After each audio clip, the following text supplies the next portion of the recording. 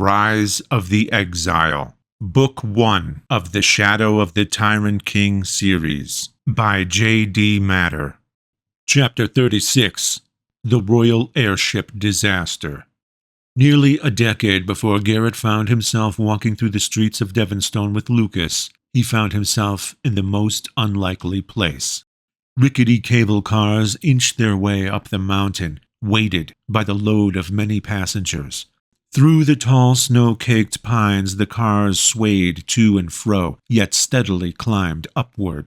The wind howled, and there was more than one green face. As they rose ever higher, the forest yielded to sheets of snow, ice, and rock. The mountain wind bit even more harshly and was numbingly cold. The clanking and creaking of the car echoed throughout the deep blue chasms below. They pushed onward into the clouds. Icicles formed everywhere, on the undercarriage, the cable, and even the passengers' nervous faces.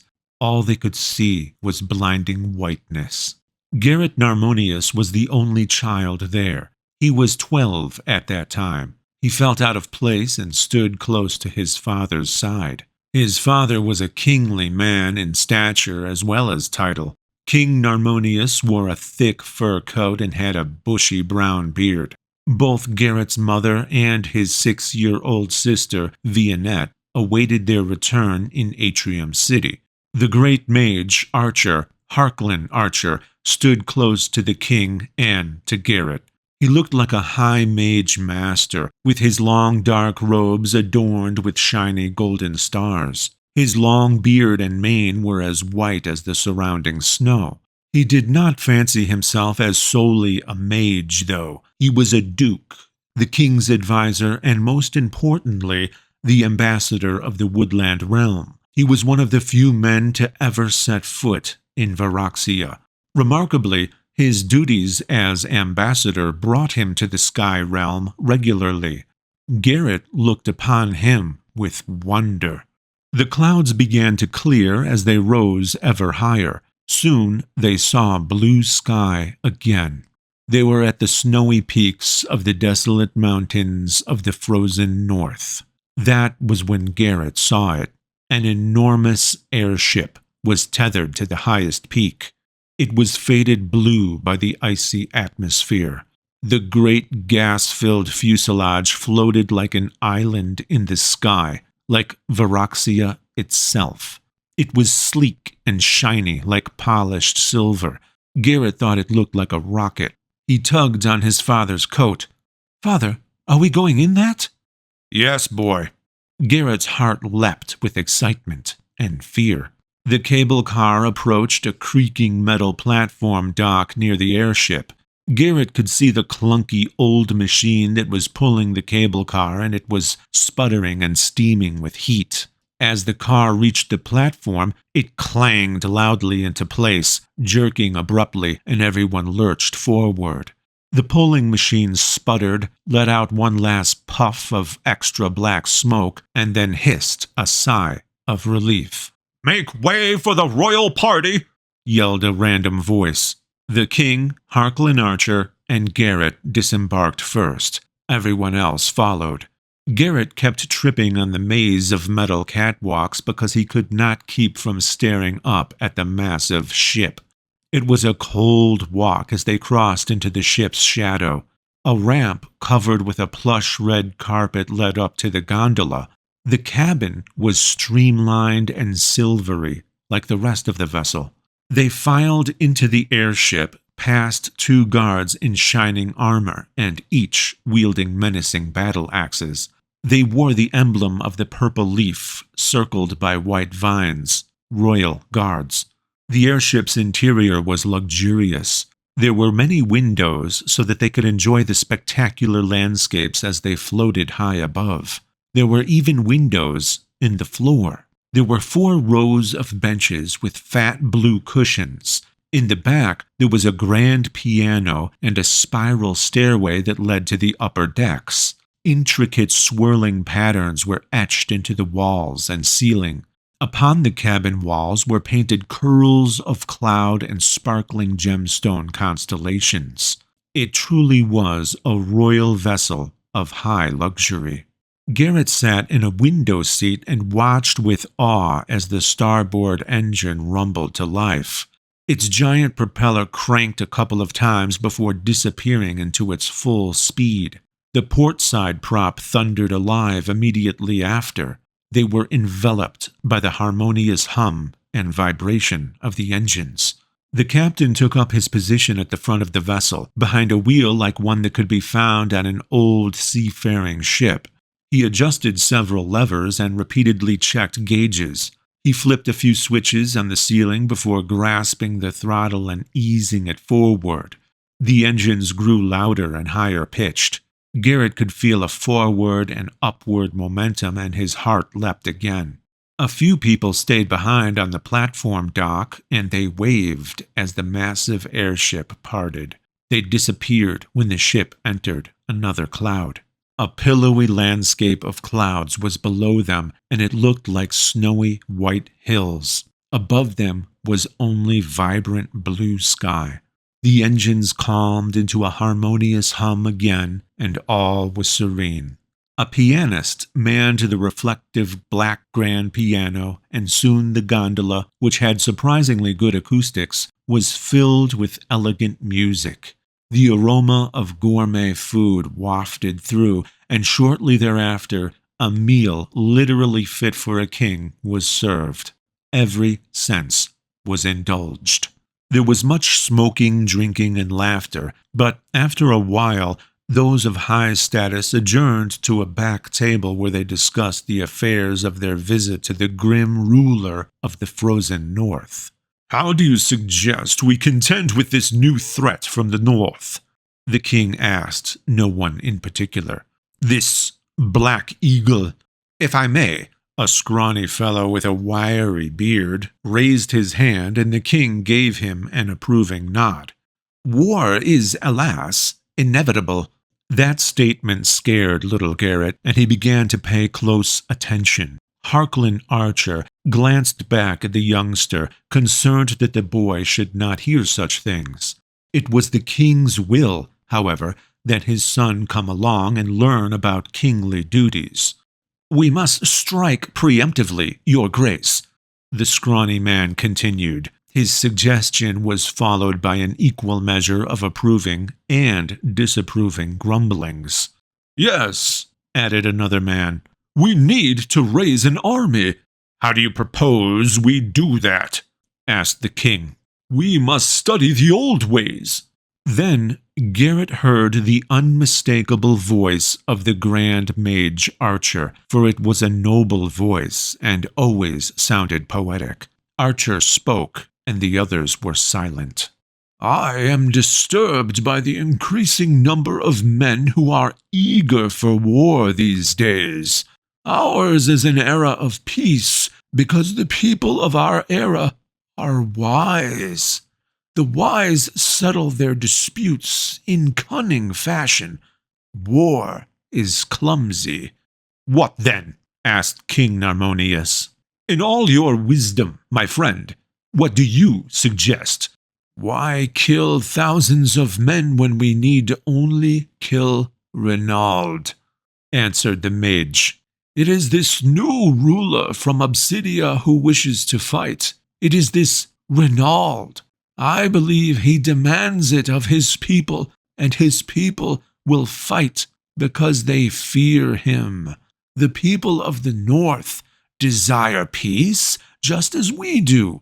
If we remove Renaud, then we remove their fear, nay, their obligation to war with us." "Then it is assassination you suggest?" The king's voice was a mere whisper, but everyone heard him.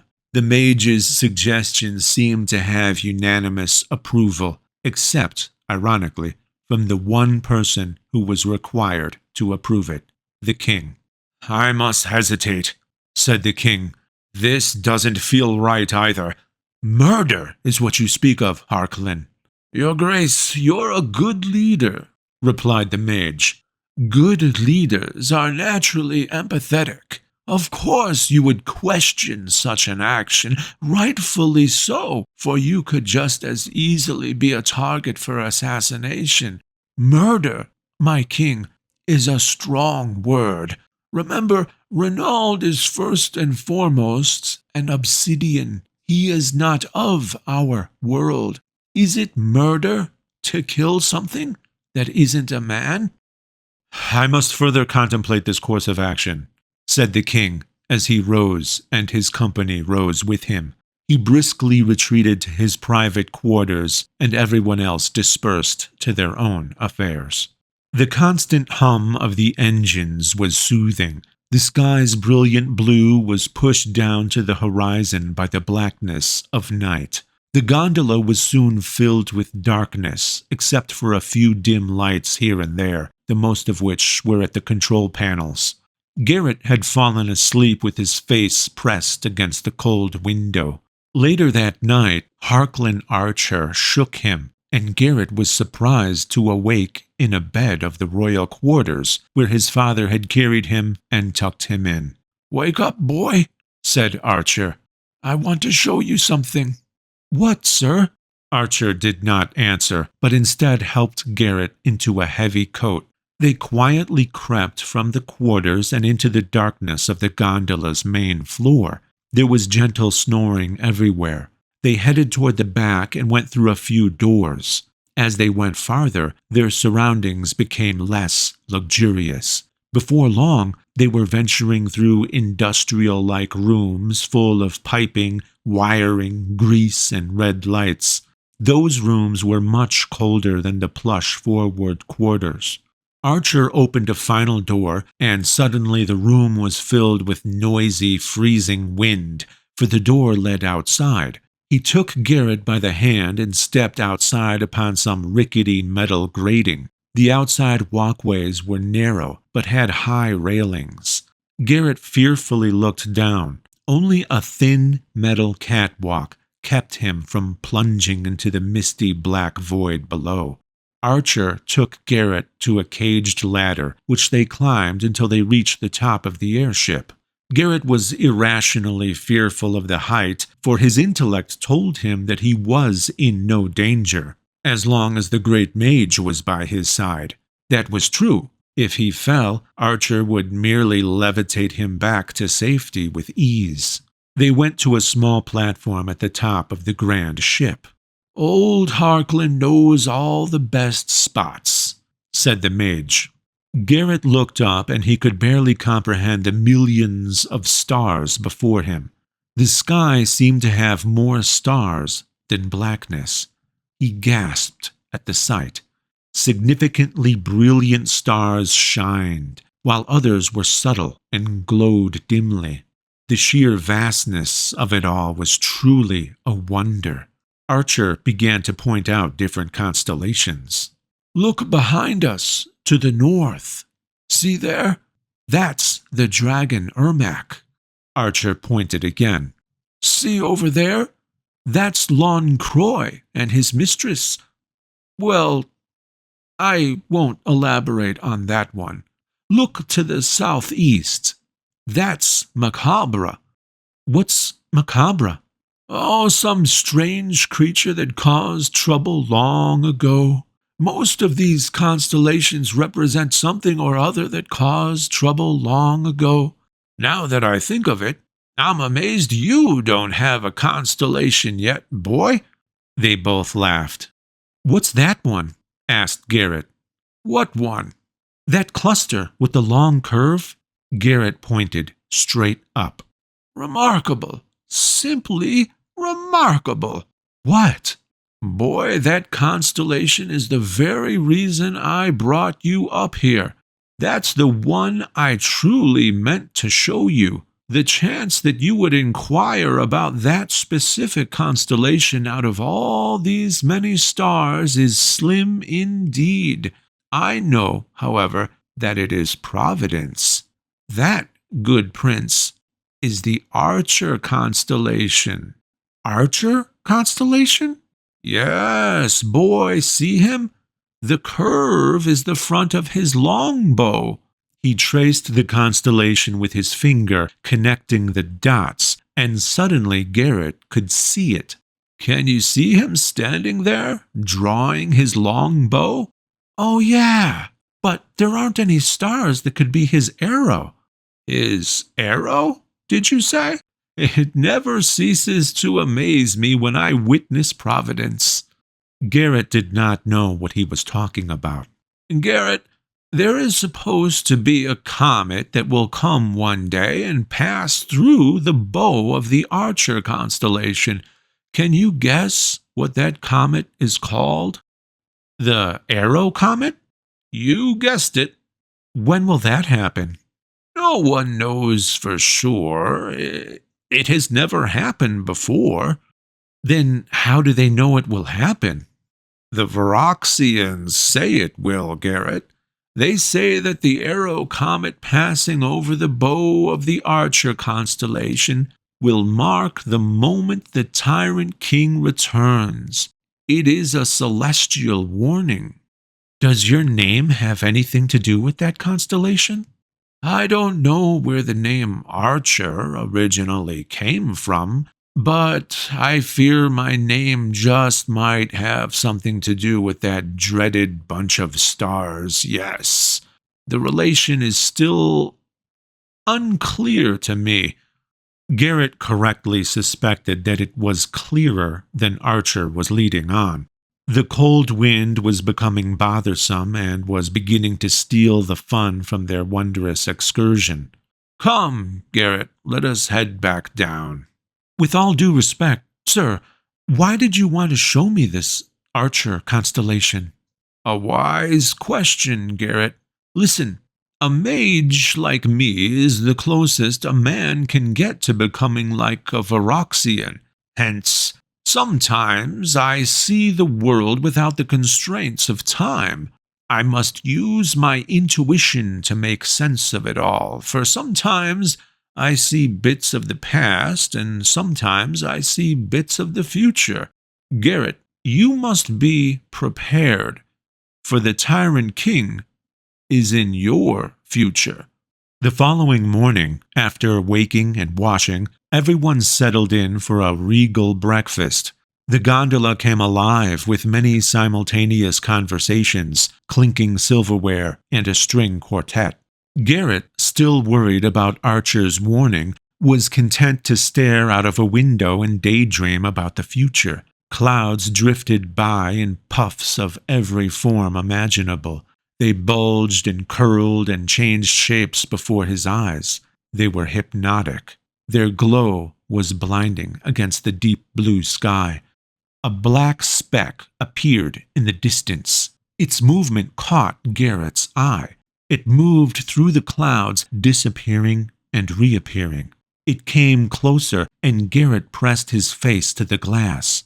It moved like a bird, with enormous flapping wings that occasionally stretched into a glide. He was frozen with awe as the bird creature flew nearer. It was like a giant wicked raven with a curved beak and gnarled talons. The creature flapped closer and locked eyes with Garrett. They stared at each other.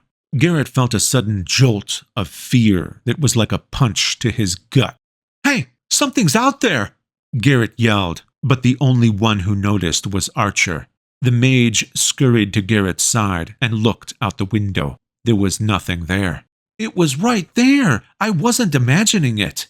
What, boy? What was there? It was big. Twice as big as you. It was black like a crow, but it looked more like a hawk. It was a bird, then? No. Yes. Sort of. It looked evil. It did have feathers, but it also had scales. It had claws and hairy, bony legs. Its eyes were red, and it looked right at me. A look of realization and concern flashed across Archer's face.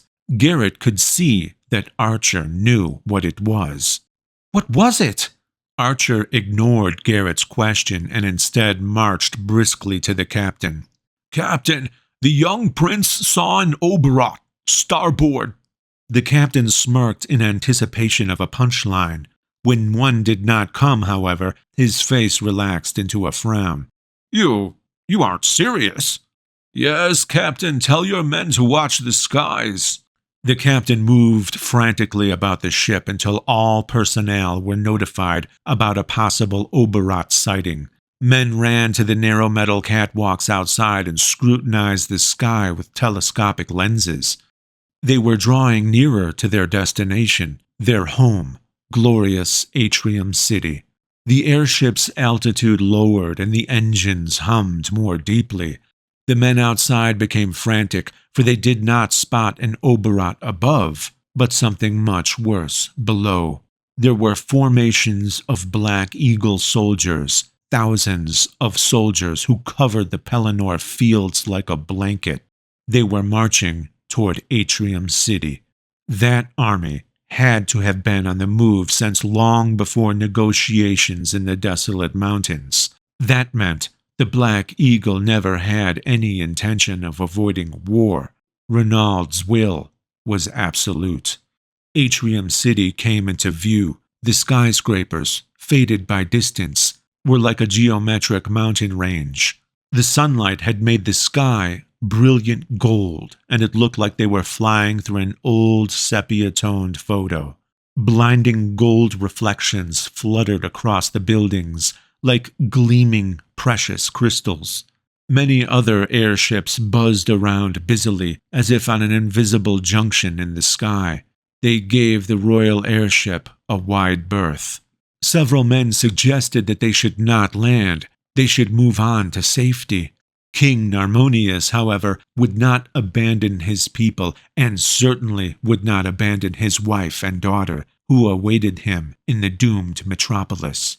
The great mage Archer agreed, for he too had a young child in the city, a 6-year-old Lucas Archer, who was being watched by his godparents, Frederick and Valerie Day.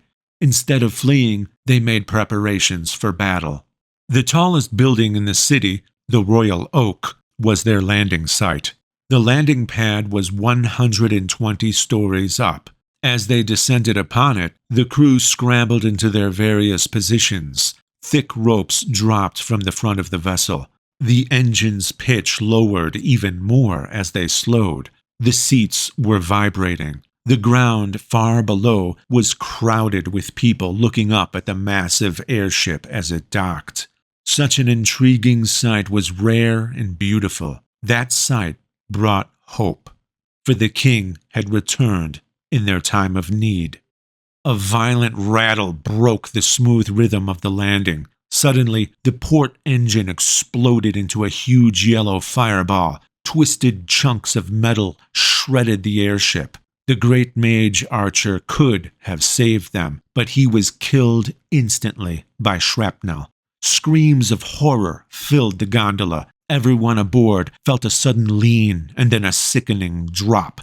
They fell. The stern of the airship gouged into the building as it fell, deflating the fuselage. The passengers slammed brutally into the ceiling. Their descent was slowed by the friction of the building. Thus their inevitable demise was slowed and even more horrific. The people on the ground scrambled in every direction as flaming pieces of debris rained upon them. The airship descended into the darkness of the man-made canyon of buildings. The sounds of carnage echoed off the buildings, twisting metal, explosions, and screams. Garrett could hardly see. Everything was a blur. He was knocked clear of the vessel and was free falling to his doom. His mind could not cope with the fear, and he screamed insanely. Something rough and strong grabbed him. Suddenly he was not falling anymore, and he saw the airship crash below.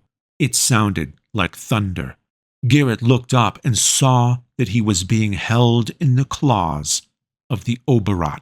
Then the creature went into a steep dive, and the world was a blur again. The Oberot swooped low over the airship wreckage and dropped Garrett into a nearby fountain. Garrett became widely known as the sole survivor of the Royal Airship disaster. No one knew how he survived, and he would not say. No one knew that he was saved by an evil creature for unknown reasons. A decade later, in the streets of Devonstone, he finally told someone. He told Lucas everything. Chapter 37. An Old Enemy. They had nearly arrived at the mansion when Garrett finished telling Lucas his recollection of the royal airship disaster. "I was there!" shouted Lucas. "I saw you! I haven't thought about it in a long time, but when you told me that Oberat dropped you into a fountain, it made everything come back. We ran past you. You were floating in the fountain, looking burned and bewildered. The image of you stuck in my mind for years after that." Garrett pulled up his sleeve and showed Lucas some burn scars on his forearm. "Wow!" Lucas was flabbergasted. "Those were some of my first scars. I shall not soon forget where they came from. I have accumulated many more since then." "From what?" "From fighting the Black Eagle, of course. My mother and sister fled and hid here in Cree. I was supposed to go with them, but I ran away. I didn't want to flee from battle. I wanted to fight. As the heir to the Woodland Throne, however, I would never have been risked in open combat. So I disguised myself as a common soldier and fought amongst the few ranks we had." "You were only 12. "Indeed. I was already big for my age. It wasn't as planned as it sounds. I stripped a uniform off a dead soldier who was about my size.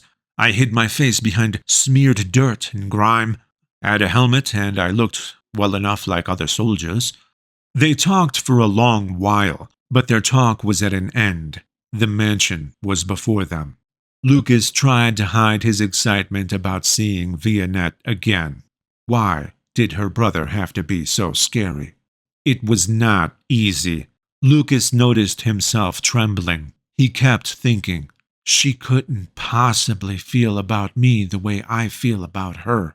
The same royal guards were at the door. This time, however, they stepped aside and snapped to attention as Garrett and Lucas strode by.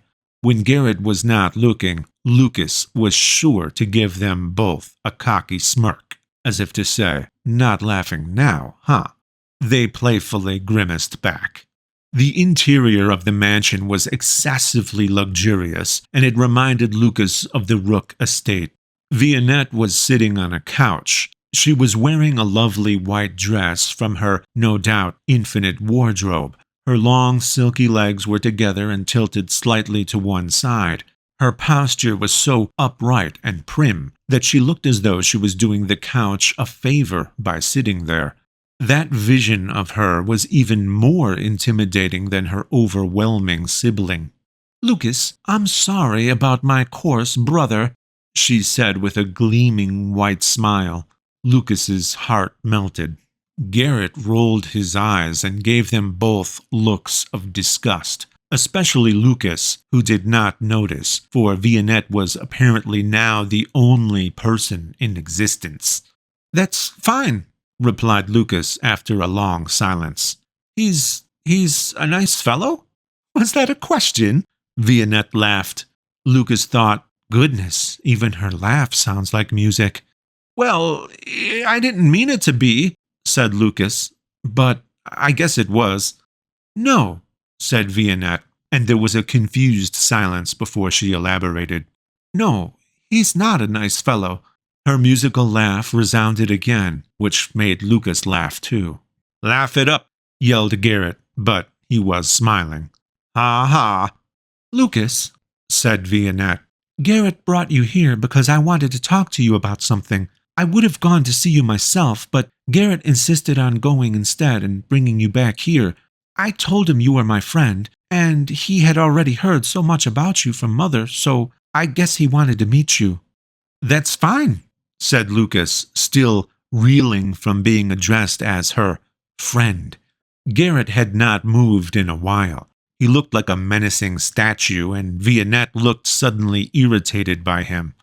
"Garrett," she said, "could you find it in that lump of stone you call a heart to leave us alone for a while?"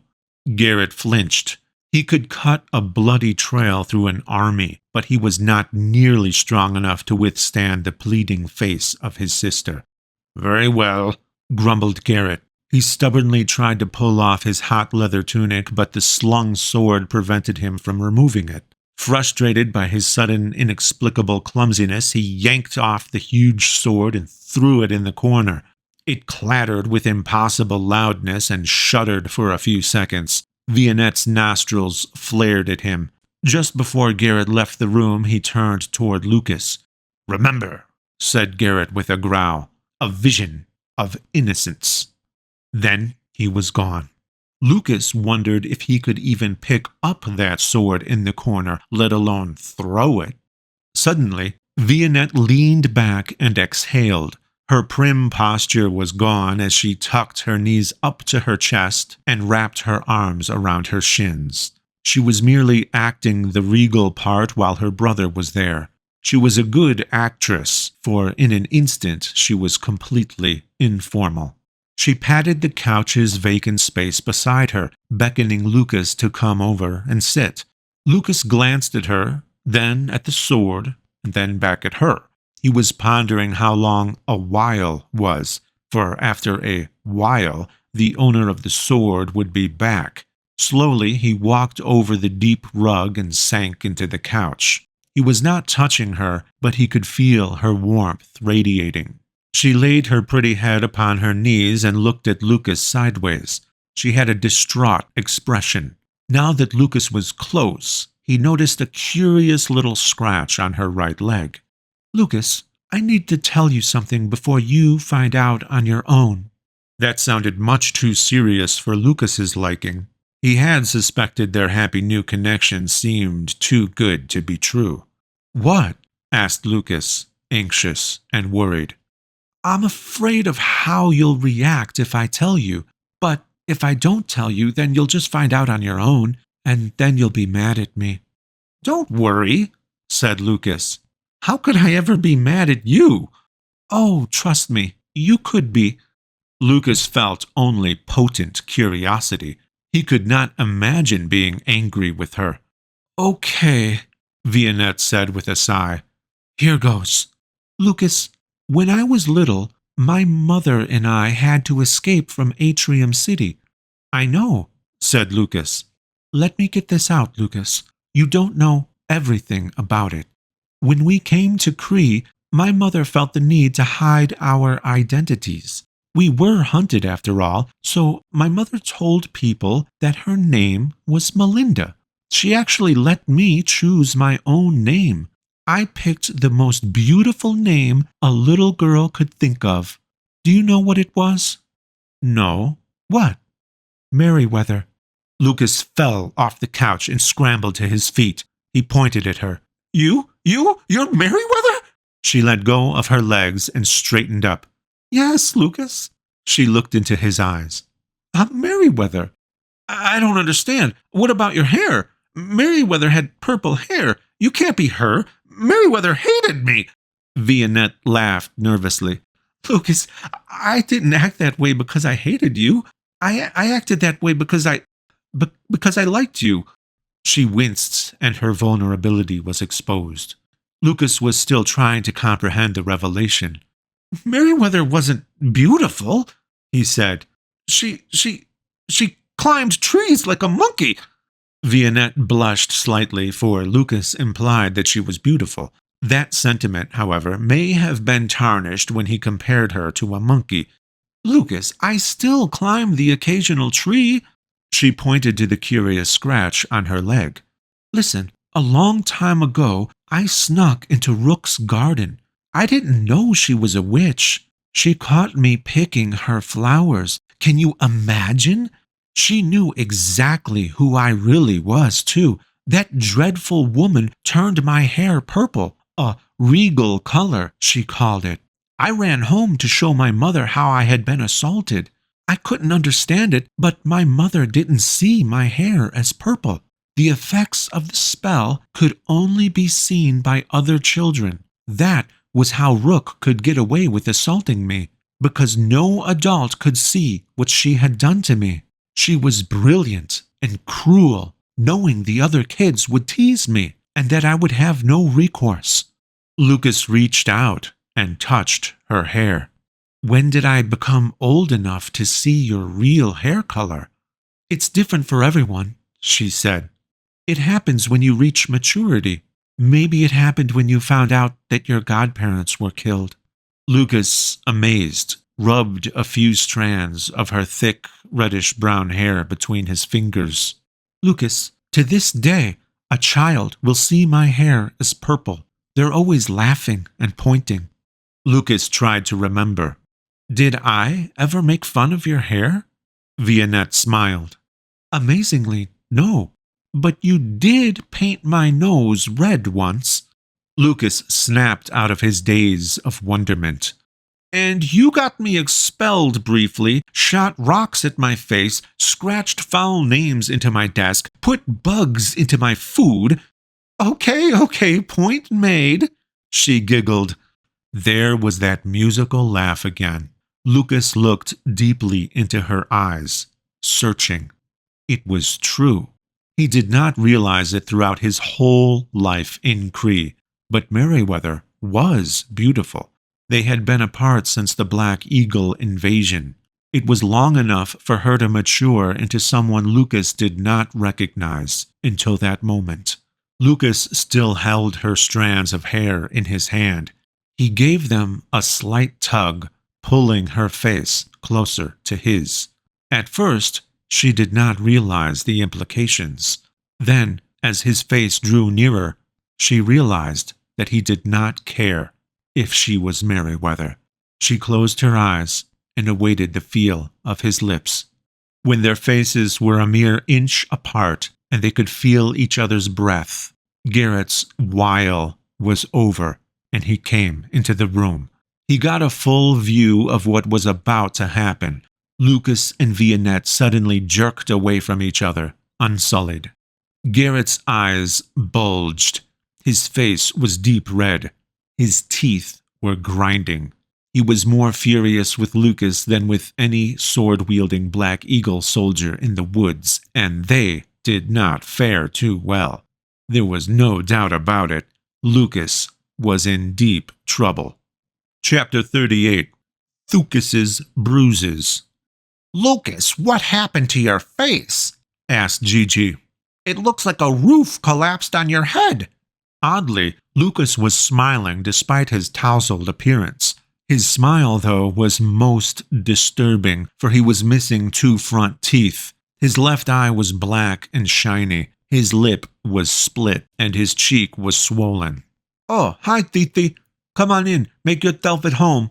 Gigi entered Lucas's house and saw that he was working on a painting, which looked like mostly blank white canvas. Lucas, are you okay? I'm fine, Titi, really. It doesn't hurt that much. Old Lucas here can take a punch. Take a punch? Apparently not. What happened? It took a long time for Lucas to properly explain everything that happened at the mansion. Actually, it took a long time for Gigi to understand everything. As Lucas spoke, or tried to speak, he worked on meticulous little details of his painting.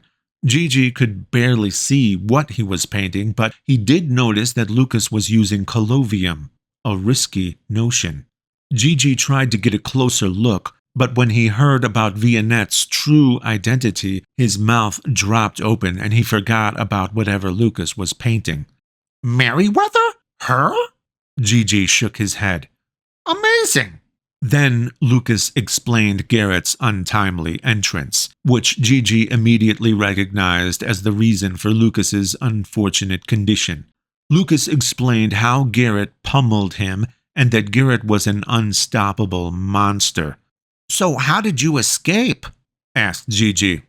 I didn't escape. Lucas had actually successfully parried one of Garrett's blows, which shockingly threw the masterful fighter off balance for a second. Later, Garrett said that a second was more than enough time for a death blow. He stopped attacking Lucas after that desperate parry. Garrett suddenly saw something that was special about Lucas, for none of the well-trained Black Eagle soldiers in the woods could do what Lucas had just accomplished. His thoughts shifted from killing him to training him.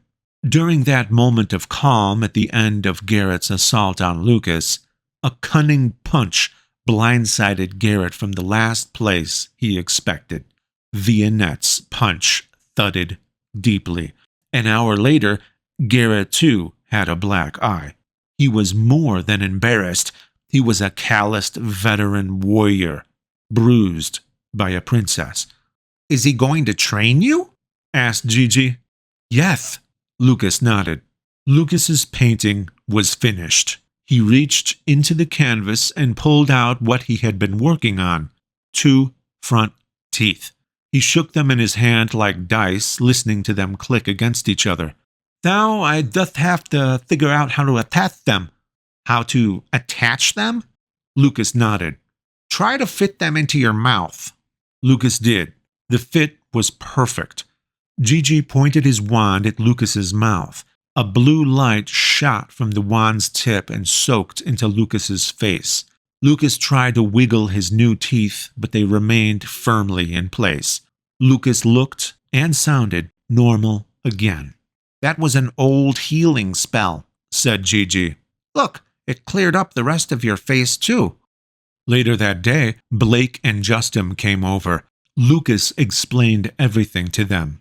"Her?" Justin was shocked. "I can't believe it." Blake laughed. "Why not? How could you mistake her for anyone else? Of course Vianette is Merryweather. Ain't that obvious? The only thing that surprised me was that purple-headed booby is actually a princess." "Blake, how could we possibly know?" asked Justin. "She looks completely different." "How so? I mean, sure, she wears fancier clothes now, but—" "How so?" Justin knocked on Blake's head. "For one thing, her hair isn't purple anymore." "Why does everyone keep saying that?" asked Blake. "Of course it's purple. Have you seen her lately? Her hair is purpler than ever." Lucas roared with laughter. Now he understood why Darlene, a good friend of Merryweather's, wanted to shut Blake up. Lucas explained why Blake could not see Vianette's true hair color, because of his immaturity, and everyone had a good long laugh at his expense. Even Blake himself managed a chuckle. "Blake, there's something different about you," said Lucas, and he was thoughtful for a moment. "Oh yeah, where's Darlene?" "Her and the other girls went over to Merryweather's thicket.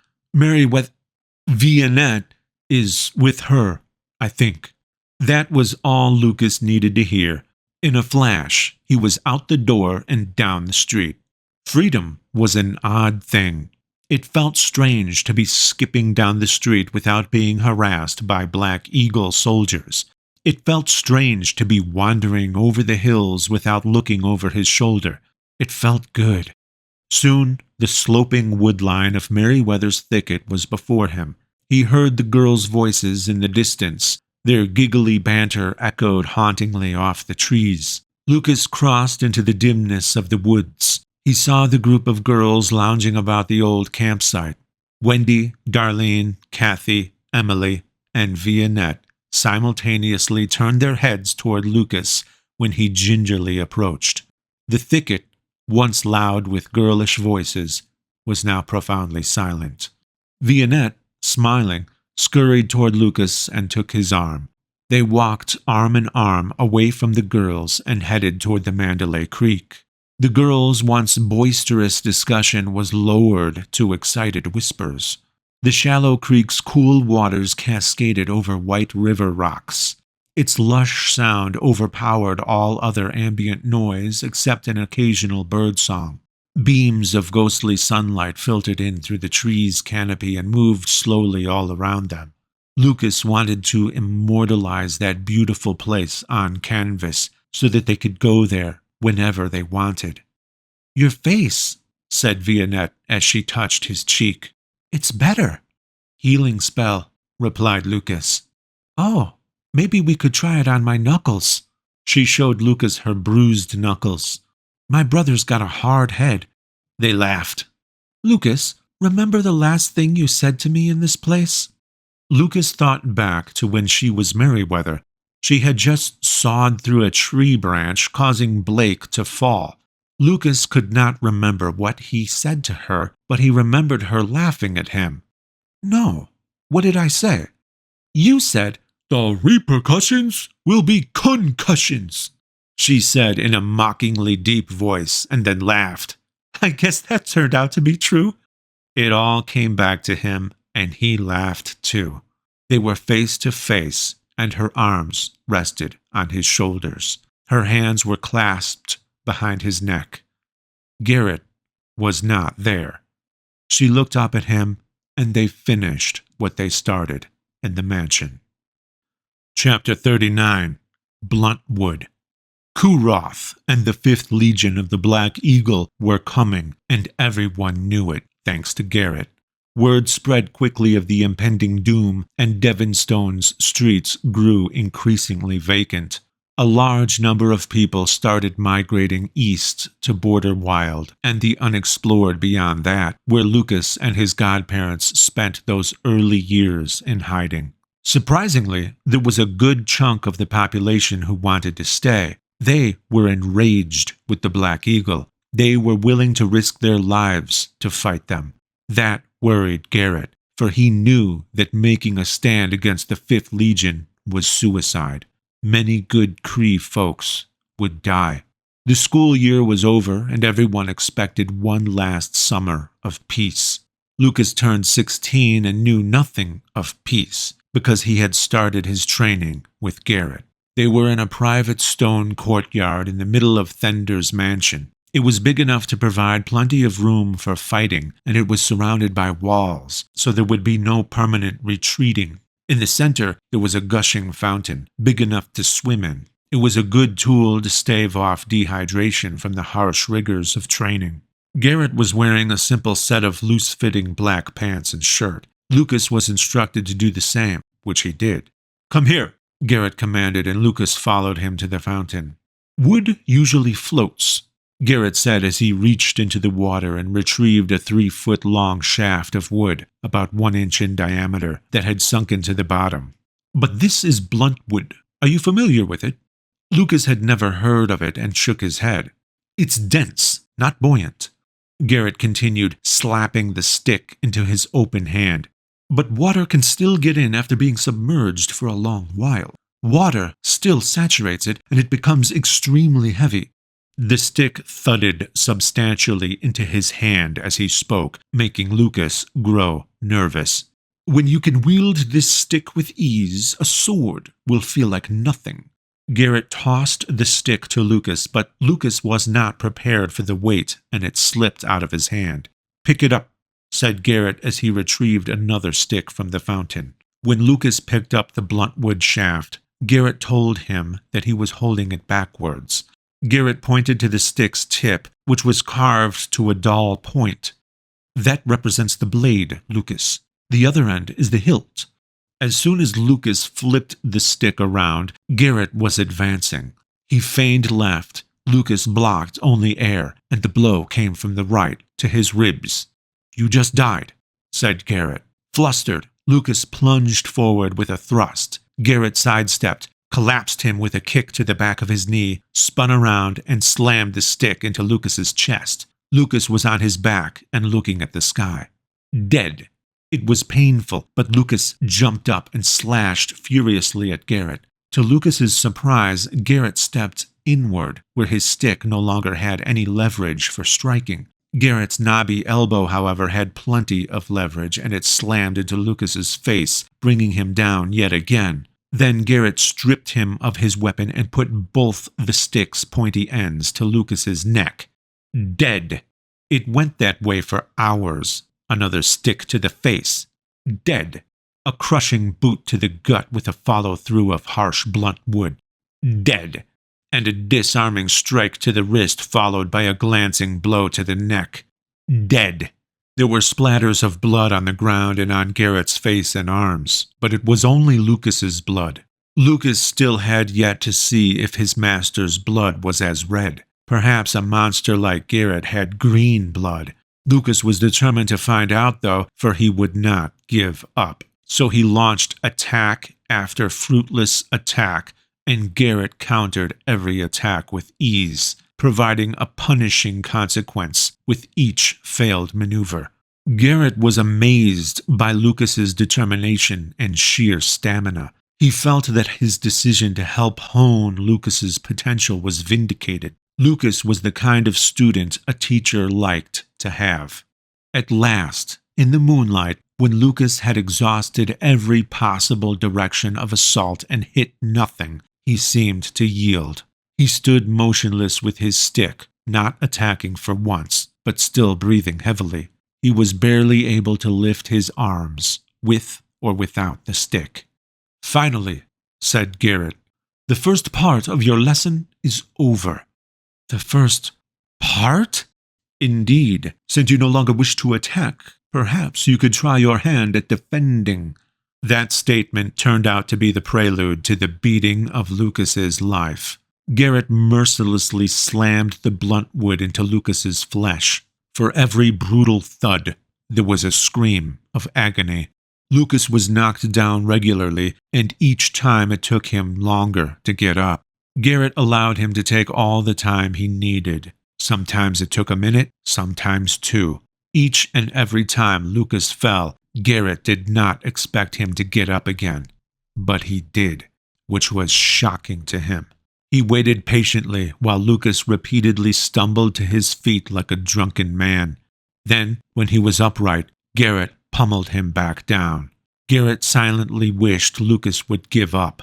At last, when Lucas completely lost consciousness, his hand was still remarkably reaching for his fallen shaft of blunt wood. Unconsciously, he was still trying to get up, but Garrett could plainly see that he had no more senses about him, and let him be. Garrett left his student sprawled where he was. He leaned up against the stone wall of the courtyard and slid down until he was sitting. He fell asleep with one eye open and watched the rising and falling of Lucas's chest to make sure it did not stop. Both Lucas and Garrett awoke in the morning to Vianette's shrill screaming. "What did you do to him?" She yelled at Garrett. "He's in training, sister. He's supposed to look like that." "I'm okay, Vianette. Really," said Lucas as he groggily tried to stand. Vianette pulled him up by the arm and steadied him with her hand at his back. Every muscle in his body screamed at him, and his face contorted into an awful grimace. Vianette glared at Garrett. "It's okay, Lucas. The healing spell—" "No healing spells," Garrett interrupted. "He's in training. He needs to feel that pain." "You're impossible!" she screamed at him. Their voices became a jumble as Lucas faintly watched them argue back and forth. Garrett had no weapon to contend with Vianette. It had reduced to the point of her openly attacking him. Garrett allowed her to hit him, and he was mindful not to block her blows, for even his blocks could accidentally break bones. When Vianette was huffing and had her fill of beating on her brother, she went back to Lucas's side. "Lucas, let's go," she said. "But his training," Garrett blocked their path. "He's worthy. He needs to continue." "He's taking the day off," said Vianette through clenched teeth. "What say you, Lucas?" asked Garrett. Lucas thought for a moment. "Go with the pretty girl or stay with the big man who likes to hit me with a stick?" "I'll take the day off," said Lucas. Garrett let them go. He had planned to let Lucas rest anyway. His first lesson was not a real lesson. It was a rite of passage, a test of perseverance. If Lucas came back for more training, then he passed the test. Chapter 40. Garrett's Orchestration. "Lucas, your face! Not again!" Gigi pointed his wand at Lucas. "No healing spells!" Both Lucas and Vianette simultaneously yelled. If Lucas returned to Garrett completely healed, he might have to endure his first lesson again. Gigi helped Lucas back to his house, and Vianette and Emily walked with them. Along the way, Blake and Darlene joined them. Justin was in the midst of mediating an argument in the street between Kathy and Wendy, which was useless, for they were arguing over him. When Justin saw his friends, he left the bickering girls and walked alongside Lucas. Naturally, Kathy and Wendy followed. Everyone went to Lucas's house, and it became an unintended party. Lucas adjourned to the couch with his many aching muscles. His head rested upon Vianette's lap as she gently ran her fingers through his hair. He could hardly walk, but at the moment, life was good. Gigi started doing some flashy magic tricks for everyone's amusement. Kathy and Wendy, however, continued their tug-of-war over Justin, while the young cad quietly slunk in the corner. It was not long before little Vernon Dewbell showed up. Later, even Derry Thomas and Woogie Oakland, the exaggerator, came over with some of their friends, whom Lucas was not even acquainted with. Lately, it seemed, everyone wanted to be around Lucas. Lucas rested, but he also concentrated, for his other self was in Merryweather's thicket, working on a painting of that beautiful, secluded place, and he was using collovium. It was difficult to do such a complex task while in two places at once, so Vianette's Lucas remained horizontal and dozed off. The other Lucas painted with fervor, slowly refined details, brought every branch into focus, and turned the canvas into a square piece of reality. It looked so real that when the painting's edges were aligned with the actual place of its depiction, it was indistinguishable, and it seemed to disappear like a puzzle piece being fit into place, a perfect duplication of the thicket. After Lucas had a pleasant day of rest with Vianette and their friends, and a good night's sleep, Lucas returned to the Thunder Mansion. At first, he was too stiff to move. As long as he did not stay still for too long, though, the stiffness would not creep back and pain him. Garrett was not surprised to see him pass his first test. Vianette begged Garrett to stop the training, but he assured her that there would not be any more lessons like the first one. He promised her that. So she tentatively agreed to stop hassling Garrett about it. Garrett decided to take their training into the hills, far from Vianette or any other distractions. Ironically, immediately after arriving at Devonstone's hilly outskirts, they found a distraction. Garrett seemed preoccupied with something he saw on the ground. Occasionally, he stooped down, brushed the grass aside, and looked at the dirt. Sometimes he scanned the terrain ahead and seemed to notice something unusual. "What is it?" asked Lucas. "Shh," hissed Garrett. "It's a Gladeland doe." "All the way out here?" whispered Lucas. "Indeed. What's stranger is that the doe is being hunted." "That's futile," replied Lucas. "Who would be that foolish?" "This hunter is either someone who knows nothing of the Gladeland doe's cunning, or someone looking for a challenge. Come." Garrett crept lowly through the grasses, stopping intermittently to examine a leaf or twig. He smiled.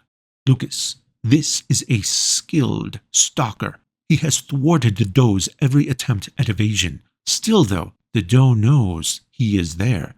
Lucas thought that Garrett must be at least as skilled to be able to read every action that had occurred. They slithered over to the widespread trees around the point at which the Mandalay Creek trickled out of Merryweather's thicket. "Lucas, take the lead." "But I don't know where to go. I don't see any tracks." "If you deviate on some tangent, then I'll let you know." So Lucas took the point position and Garrett fell back, remaining far behind. Lucas wondered if this was somehow another lesson. He scrutinized the ground, but failed to see much evidence of anything. Lucas was an experienced hunter, but nothing stalked a Gladeland doe. They were so rarely spotted that they were tantamount to myth. Certainly he should have seen evidence of the hunter, which he did, but it was the mere ghost of a trail. Yes, the hunter was good, and Garrett's initial discovery of his presence was beyond uncanny. Suddenly, there was a rustle from an adjacent bush. Then the bush rattled loudly, and Justin popped out with an arrow aimed at Lucas. "Who's there?" asked Justin.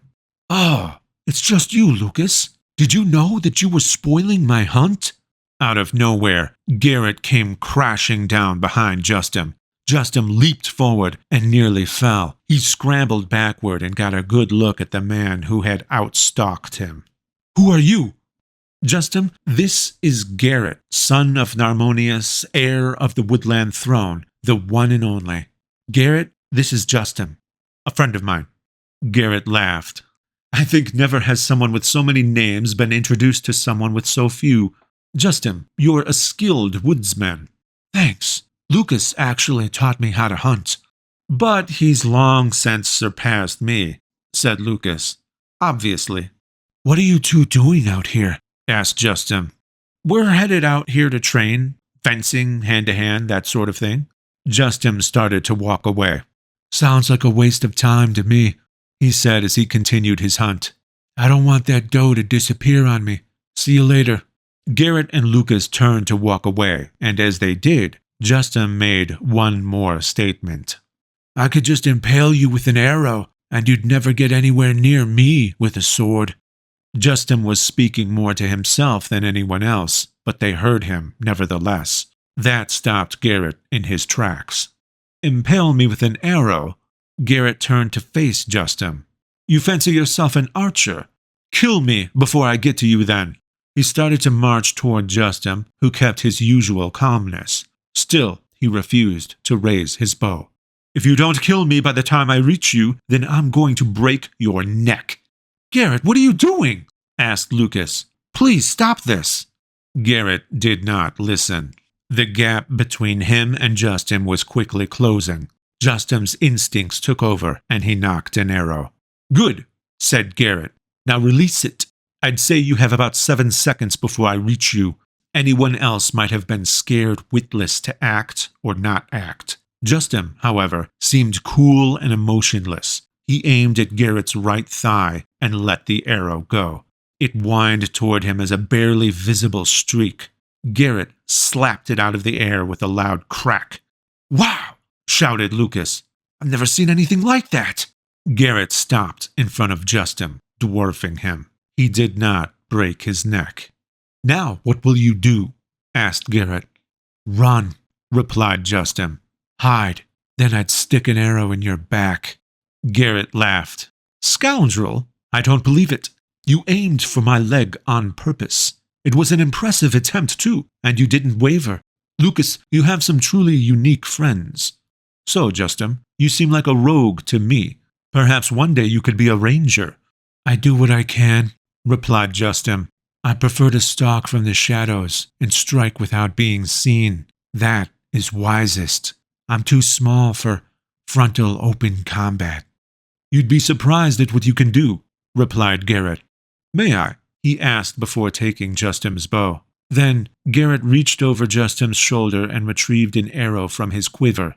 "Never assume that you're the only one stalking from the shadows, the only one who can kill from afar." He looked around, squinting.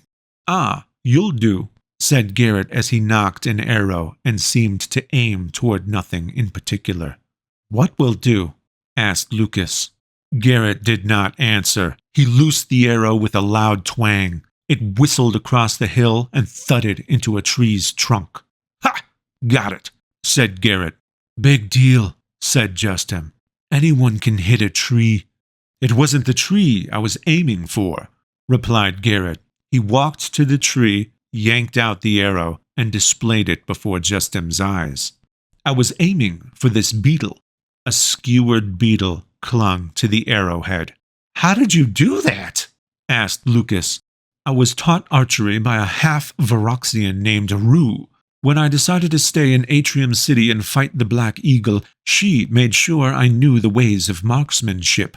She didn't want me to fight in the streets with a sword and shield. I was the heir to the Woodland Throne, after all, and she wanted me as far from combat as possible.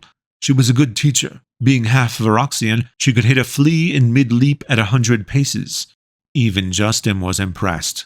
"Could you possibly give me a few tips?" He handed the bow back to Justin. "If you can get to the Gladeland Doe before I do, then we'll talk," replied Garrett. "But you don't have a bow," Garrett answered by shrugging his shoulders and disappearing into the woods. "Lucas, I can get this doe," said Justin. "Stay 50 paces behind me." Justin slowly slid down a hill on his belly. He crawled painfully over the rocks near the Mandalay. He slithered through the shallow water and mud. He dashed from tree to tree. Even at 50 paces, he was too hard to follow, and Lucas lost him. Justin skulked down deep into Kali Crest Ravine, where the rushing Mandalay water had long ago cut a groove through the hills. He was hidden from view down there and quickly closed the long gap that the deer had gained. Justin crawled and scampered to a lonely maple grove. The rustling trees told him where the wind came from. He moved downwind and paralleled the doe's trail. It was close. There was no sign of Garrett.